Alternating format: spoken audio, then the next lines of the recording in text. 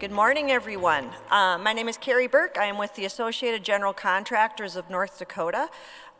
Welcome to our next presentation, which I find very intriguing, the ease of Vision Zero. Now, I know a lot of you out there work for the DOT, so you might know what the ease of Vision Zero are, but I do not, so I'm a little excited for this one. So without further ado, I will introduce our panelists today. On the far end, we have Justin Schlosser, who is the Traffic Operations Engineer with the North Dakota DOT Programming Division. As the Traffic Operations Engineer, Justin prepares and analyzes traffic and infrastructure safety studies. He also manages the Highway Safety Improvement Program, which is a federal aid highway program intended to achieve a significant reduction in fatalities and serious injuries on all public roads. Next, we have Tarek Chase. Tarek has an impressive resume here. I'm going to read some of it, but you can go online and read the rest of it. Tarek is a drug recognition expert and standardized field sobriety testing state coordinator with the North Dakota Highway Patrol. He has been with the Highway Patrol since 2008. He brings expertise in recognizing drug and alcohol-impaired drivers to his fellow officers in North Dakota.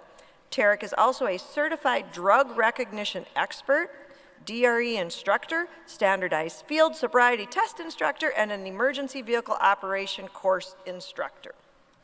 And then Lauren Wahlman. Lauren is the Safety Public Information Program Manager with the North Dakota DOT Highway Safety Division. In her position there, Lauren focuses on public education and outreach for Vision Zero. And last but not least, our moderator for today is DOT Highway Safety Division Director, Karin Mongeon.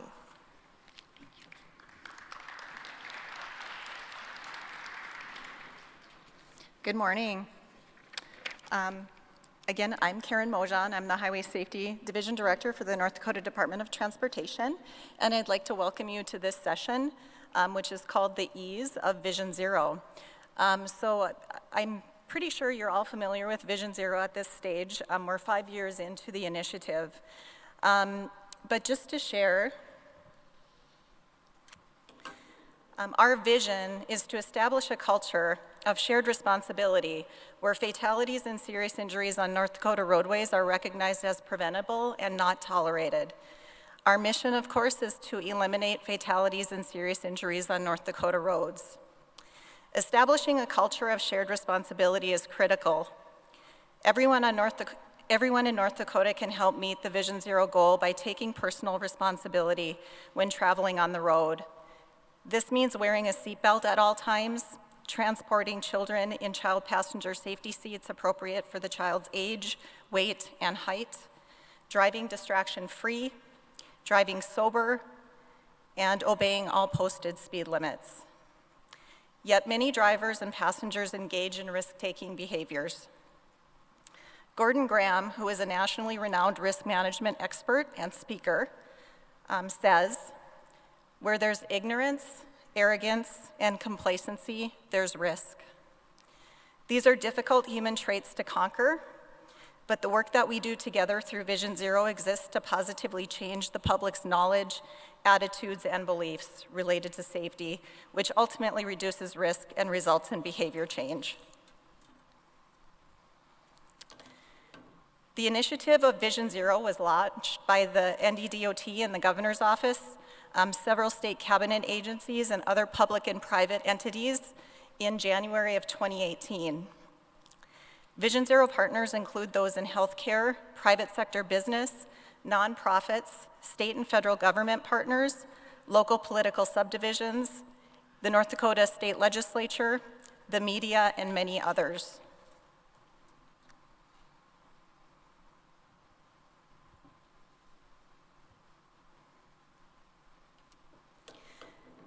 The North Dakota DOT is the lead coordinating agency for Vision Zero due to our responsibility as assigned by the federal government to meet strategic highway safety planning requirements. So through the strategic highway safety planning process, we are eligible to receive US DOT funds that we use toward the support of Vision Zero. We receive federal highway funds for the Highway Safety Improvement Program, for infrastructure safety improvements. And we receive funds through the National Highway Traffic Safety Administration, or NHTSA, for the behavioral safety programs.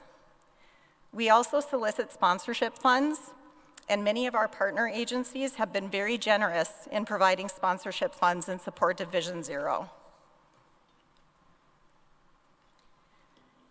The strategies that we implement through Vision Zero include widespread public education and outreach, working with the legislature to ensure state laws represent best practices in traffic safety, implementing policies that support driver and passenger safety, high visibility enforcement of existing laws, technology advancements that make vehicles, roads, and drivers safer, and also infrastructure or road safety improvements.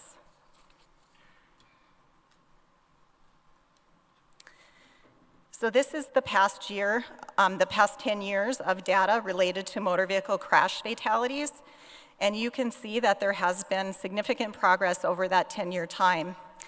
In 2022, we achieved 98 fatalities, which was the lowest fatality count the state had seen in 20 years. In 2023, preliminary data shows that we're at 106 fatalities, so we did see a bit of a spike in 2023. So at this point, I'm going to turn things over to our panelists, who will showcase various initiatives related to Vision Zero in education, enforcement, and engineering. And I'll begin with Lauren Wahlman.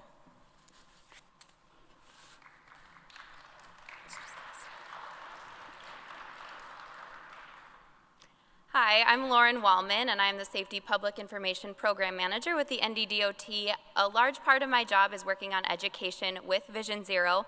You've probably seen a lot of our education efforts through our media campaigns, which can be found on TV, radio, social media, digital media, Drive Sober, Get Pulled Over, Click It or Ticket. All of those are part of our education. We have a booth here today that you hopefully have stopped by. That's part of our education efforts. Our Vision Zero outreach coordinators do a great job going to events and conferences across the state. And then we also have programs such as ND Sober Ride, which is a solution to impaired driving, and Vision Zero Schools, which is a peer-to-peer traffic safety program. But today I'm going to talk to you about our newest traffic safety program, and that is Buckle Up, Phone Down. And it is exactly what it sounds like, buckling up every time you're in the vehicle and encouraging others to do the same, and also putting your phone down. So out of sight, out of mind is the best. Your glove box, put it in the back seat, your purse, give it to a passenger, anything that you can do to get that distraction away from you so you can drive safely. You can take the Buckle Up, Phone Down pledge as an individual, a school, or a business or organization. We have had lots of individuals and schools take the pledge, but we are hoping to get more businesses and organizations involved. By taking the pledge, you get instant access to news releases, talking points, social media posts, flyers, and more. So once you take the pledge, if you want to let your community know that your business is dedicated to the Buckle Up, Phone Down initiative, we can help you put together a news release and get that out there. You can print out the flyers, use our social media posts to encourage your followers to buckle up, phone down as well. And another important piece is you can receive help developing seatbelt and distracted driving policies. You can just take it right off our website and customize it, and we can help you with it as well if that's something you're interested in. One of the fun elements of Buckle Up, Phone Down has been Send a Challenge. So far, we've had schools do it. I'd love to see it business to business as well. But we had a friendly competition. This is two of our Vision Zero schools, Lemoore and Oaks. They had a basketball game, and they challenged each other to see who could get the most Buckle Up, Phone Down pledges during the game. I believe there was about 150 pledges during that game, which was amazing to see in just a few hours. And it's just a reminder, as those people were leaving the game, they should buckle up, put their phone down so they can get home safe. Safety Day has been another great event that our coordinators have helped put together across the state. If you've been to those nutrition shops where they have the protein shake and the tea, That's where they're located. They do a fun tee in the Buckle Up Phone Down colors. We've got the Buckle Up Phone Down swag there. They can take pictures with our logo, post those online. And again, catching people where they are in their regular day-to-day activities, grabbing a protein shake at lunch or in the morning, hopefully getting them to buckle up and put their phone down as they leave that day.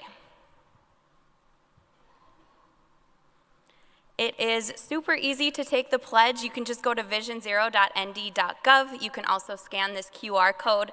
I encourage you to bring it to your businesses, your organizations, but also to your family and friends as well. Just reiterating that these are two things that we can do to help get to zero fatalities on our roadways and get you home safe to your families. With that, I will pass it over to Trooper Tarek Chase.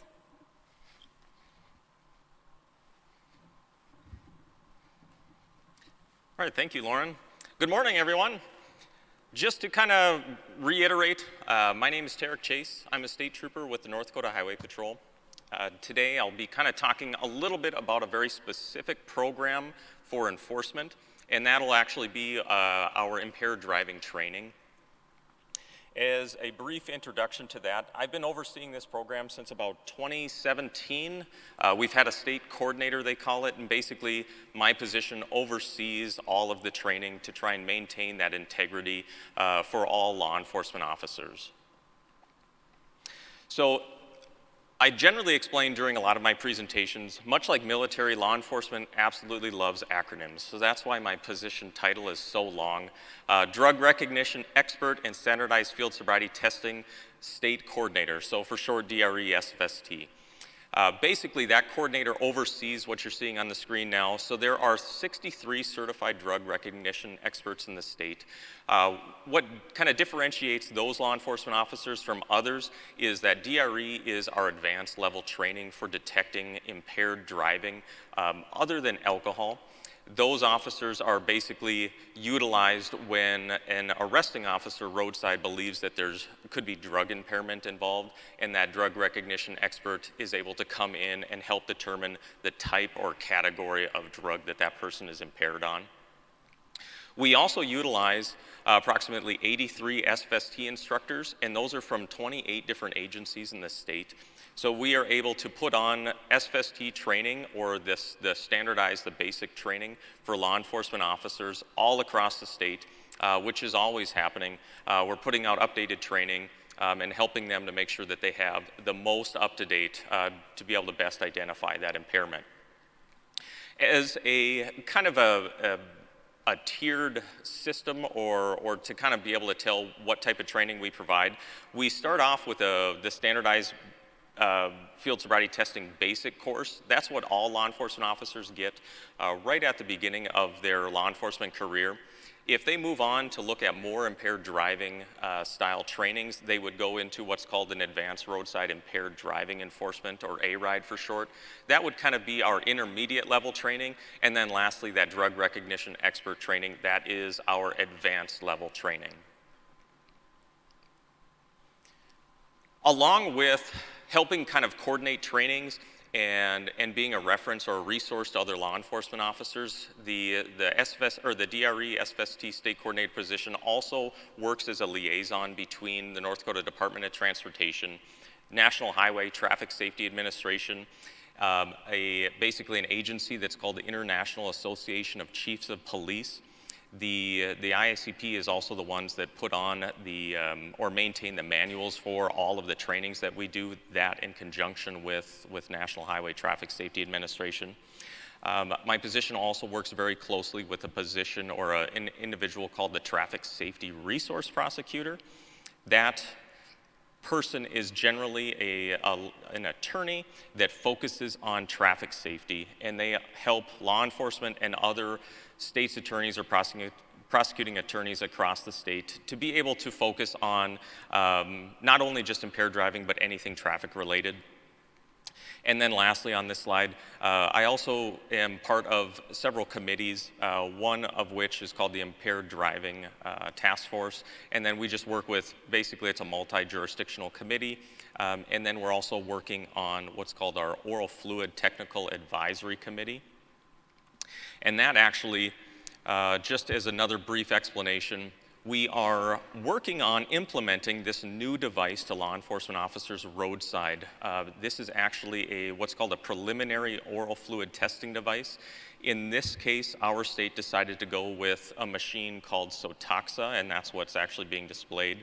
We started our pilot program in January of 2022.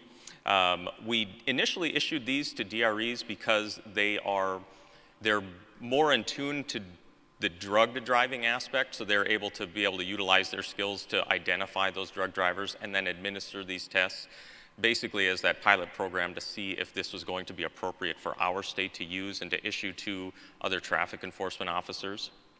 When we first started it, this is completely voluntary. So we have, basically we're just asking for consent from these individuals that are suspected of using drugs to see if this testing device is going to be, again, appropriate.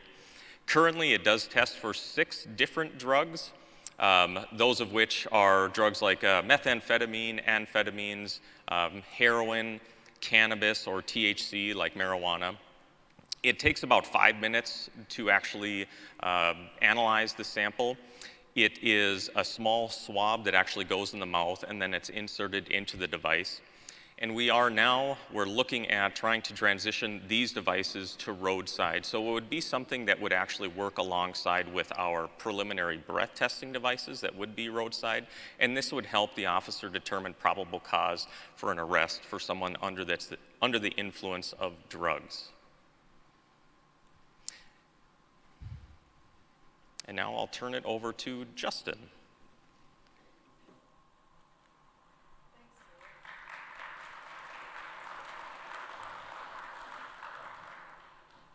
Okay, thanks, Tarek. Good morning, everyone. My name is Justin Schlosser, as introduced traffic operations engineer for the DOT. Today, I get the privilege to talk to you about engineering and infrastructure safety and what are we doing to help us get closer to Vision Zero. So the first one, some of you might have seen this slide yesterday if you were in our Roundabout Realities presentation, but this first slide shows on the right a picture of all the roundabouts on our state in the red dots that we currently have. And the yellow is our roundabouts that we are planning on doing in the next 4 years on the state DOT system. So roundabouts are a great tool that we can use to improve infrastructure safety.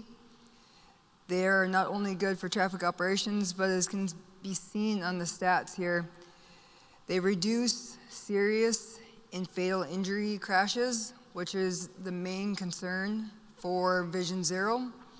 So we did an analysis of 13 roundabouts that we had the data for, and we did before and after crash data analysis, and we have shown 60% crash reduction for those serious and fatal injury crashes, which is a significant reduction, and we are saving lives by installing roundabouts.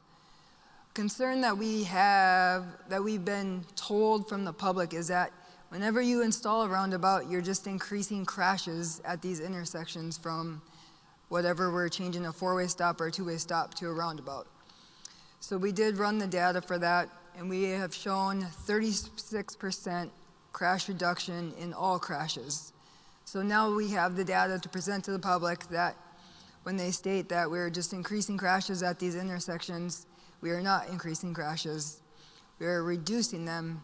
But the main one that relates to Vision Zero is we are reducing 60% about of those fatal and serious injury crashes. So this next slide is a video just of drone footage that the DOT took of one of our latest roundabouts at Beulah. This has no sound, but enjoy the video.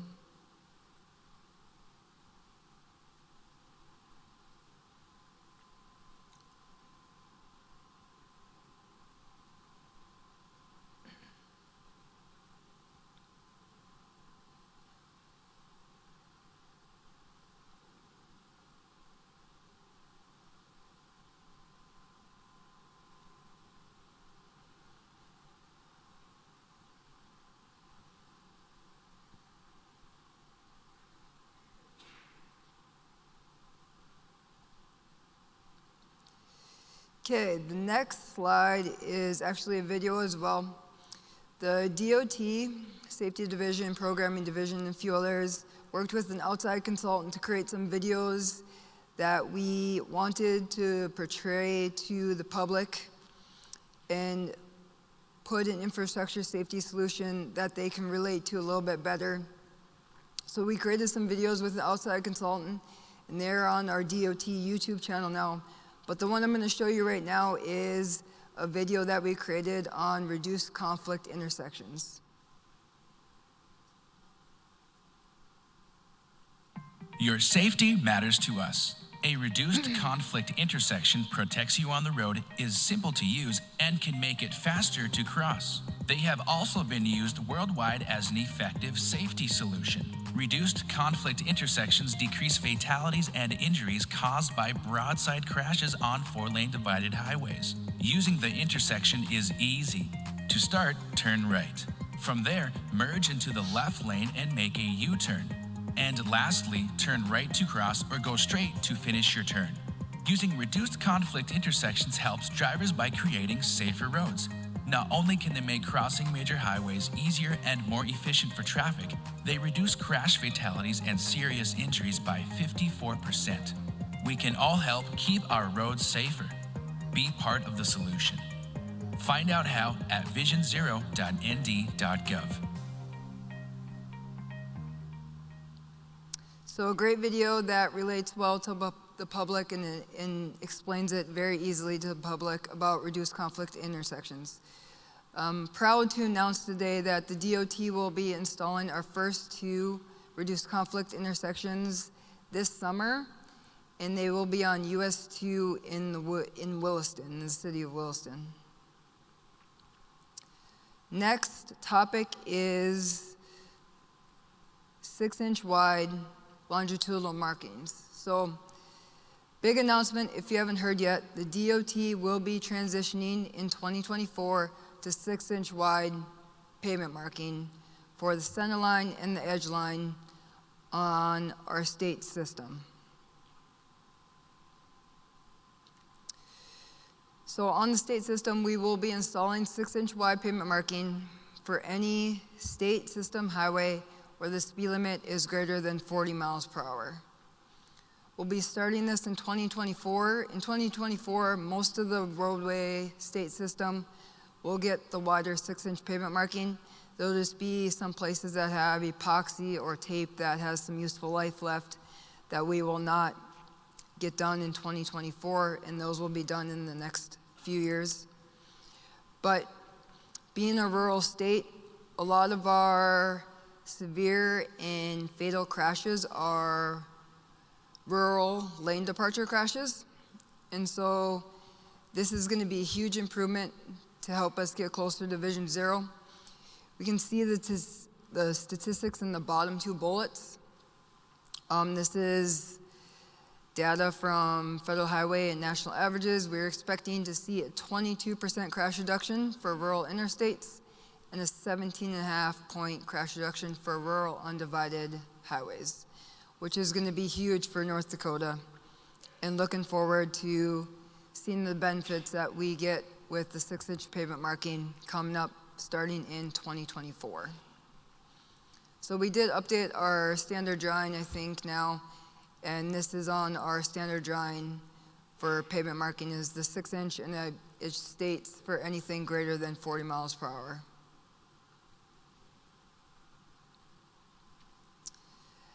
Next is a new assessment that was required by Federal Highway, and we did this assessment in 2023.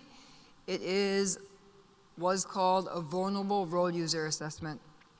And so vulnerable road users are pedestrians and bicyclists, basically.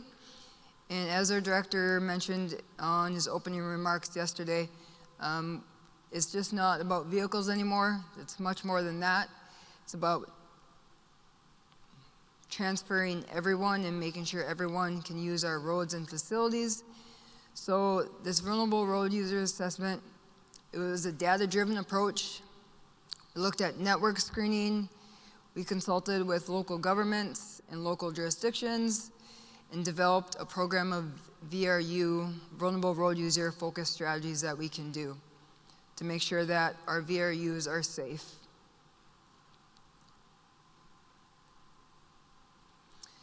So this is a list of some engineering solutions that we can do.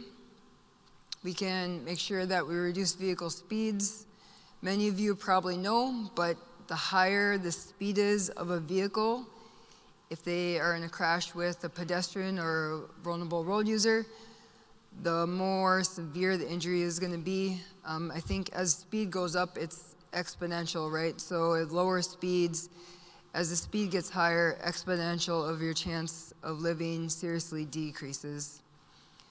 VRU reducing or removing VRU conflict points at intersections, improving visibility and driver awareness, separate VRUs from adjacent motor vehicle traffic, and access management near intersections. So these were just a few of the engineering solutions that we came up with during our assessment.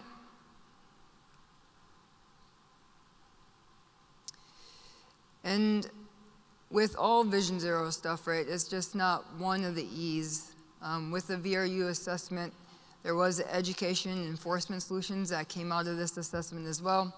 Just public outreach about intersection types and safety treatments, education on dangers of speeding, educate officials on VRU countermeasures and treatment benefits, and then working with the local jurisdictions and highway patrol and making sure that we get that high visibility enforcement out there as well.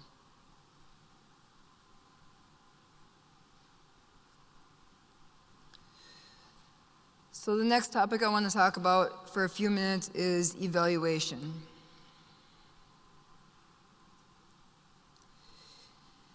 So for the past year, North Dakota DOT has purchased a program with Ash-to-Wear Safety by Numetric. This program is going to benefit the DOT and outside local jurisdictions tremendously once we get this fully kicked out and pushed out to everyone. This program, the first thing is crash query. So the program, we load all of our crash data up. Karin's team, safety division, gets all the crash data from highway patrol and all the local jurisdictions and the tribes, and they house that data, and we can distribute that data to this software, load it all up.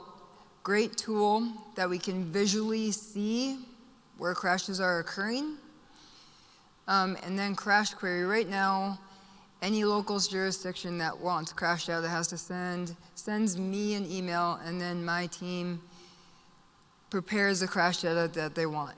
In the future, the goal is that we can provide access to this program or software, and entities can go in, local jurisdictions and consultants can go into this product and pull their own crash data that they're looking for.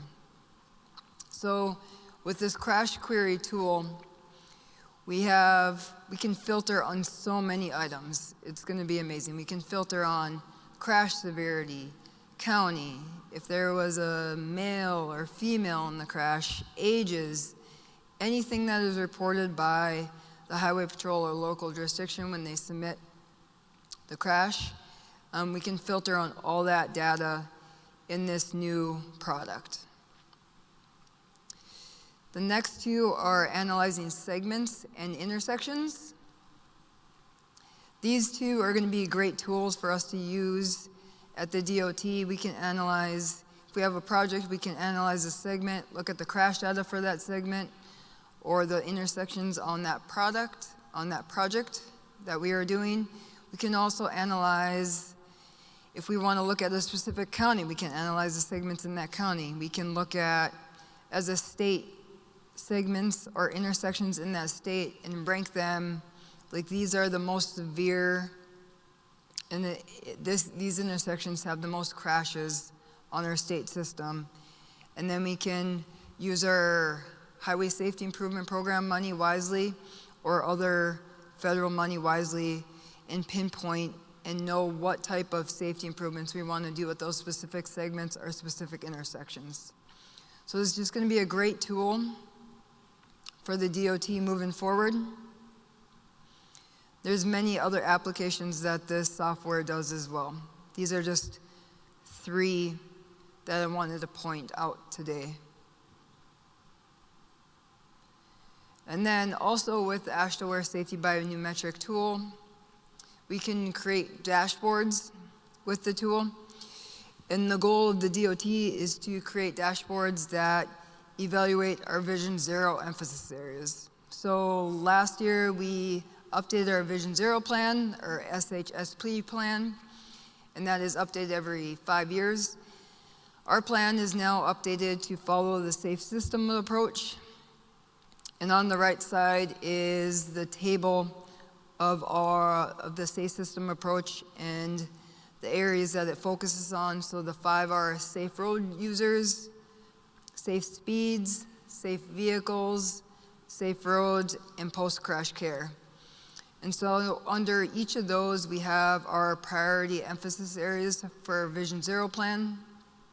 The goal is to create dashboards so that we can keep analysis for each of those emphasis areas, and we can also share those publicly so we can portray to the public where we're at and if we're gaining, hopefully, on our emphasis areas for Vision Zero. And if not, we can evaluate why we're not, and then we can make that more of a priority moving forward. So the bottom 2 graphs I just wanted to show. This software and program has many capabilities in it. The 2 charts that I show on the bottom are just some that we can make. The first one on the bottom left is just pedestrian crashes by severity. Just one that we can make. There's many, as I mentioned before, there's many filtering options with this program. So you can do that. And also we get a lot of requests about counties and can you pull the crash data for the counties and which counties have the most crashes. And so the one on the right just shows number of crashes by county.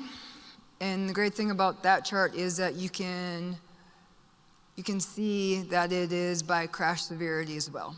So on that chart, Cass County and Burleigh County are 2 probably highest populated counties, have the most crashes, but then you can also see the severity of the crash as well. So great program, many applications in this program, and we are just getting this program finalized internally at the DOT with the new metric staff, and then after that we'll get it rolled out and allow other entities to probably local jurisdictions and consultants to come in and pull their own crash data from our system. But amazing program, looking forward to sending this out and using the software and applications that this program can provide to us. If you have any questions after this presentation, I'm here to answer them with the software.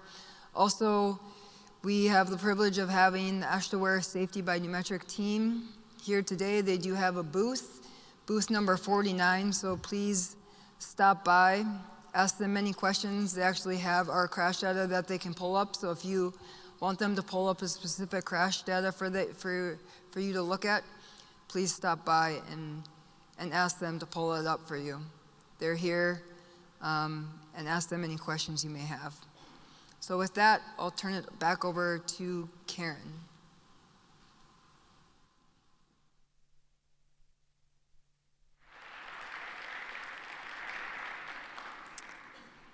The next E that we wanted to talk about is important to the Vision Zero initiative as a whole as well, and that is environment.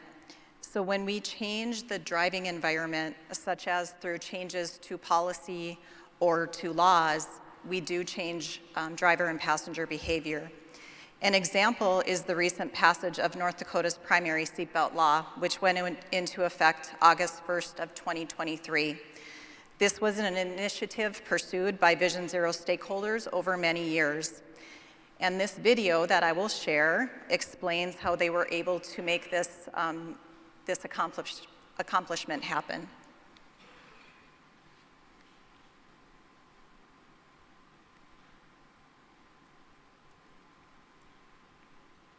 Hi, I'm Ryan Gellner with the North Dakota Association of Counties. I'm a longtime advocate for enforcement of seatbelt use in our state. Seatbelts are the single most effective safety device to prevent death and injury in a motor vehicle crash. They save lives, and the numbers prove it. But seatbelts only work when drivers and passengers wear them. Thanks to the tireless efforts of many people concerned about driver and passenger safety, the 2023 North Dakota legislature passed a primary seatbelt law that was signed by Governor Doug Burgum and is now in effect and saving lives. Passing this law was a grassroots effort across our entire state that took years to accomplish. The uphill battle began in 2003 with the first of many bills that fell short. After a tied first vote in 2019, Senator Scott Meyer brought back a bill for a second vote that passed. The bill, though, failed in the House, but the momentum had begun. For the next 4 years, committed stakeholders worked hard, had impactful conversation, got people to listen, and did not take no for an answer. They showed that a primary belt law would save lives while costing taxpayers literally nothing. No one had to put a seatbelt in their car or buy anything. It truly was free. Legislator votes started changing. Leadership shifted, and committed members of the House and Senate supported our efforts, including the minority and majority leaders and Governor Doug Burgum. The years-long effort was carried out by many people who made it their mission to be part of Vision Zero and believed a primary belt law would indeed save lives. Stakeholders worked within groups of people, sometimes one legislator at a time. Partnerships were spearheaded by the Vision Zero Priority Emphasis Team for Occupant Protection, a group that Karma Hansen and I have led in recent years. Senator Dean Rummel introduced the 2023 bill, and key people pushed to flip the votes from no to yes. This primary belt law is saving lives and getting us closer to our Vision Zero goal of 0 fatalities. A heartfelt thank you to everyone who worked on the passage of this life-saving law.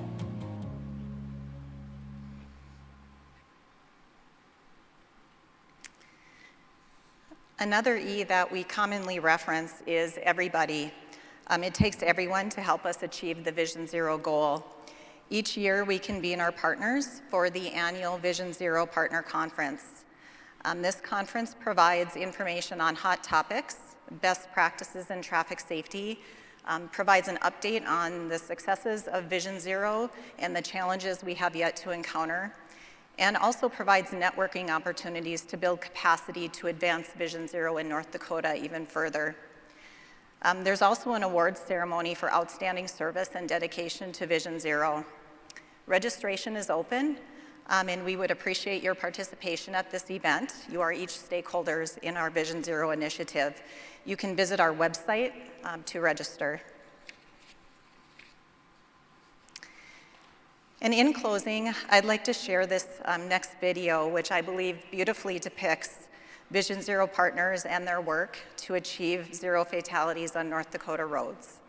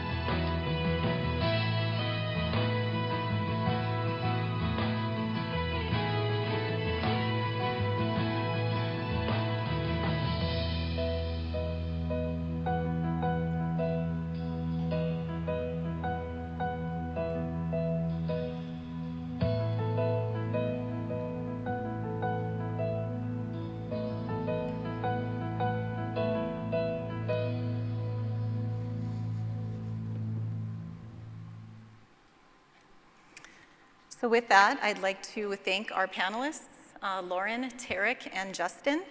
That concludes the information that we plan to share. So if you have any questions, we'd be happy to respond to them.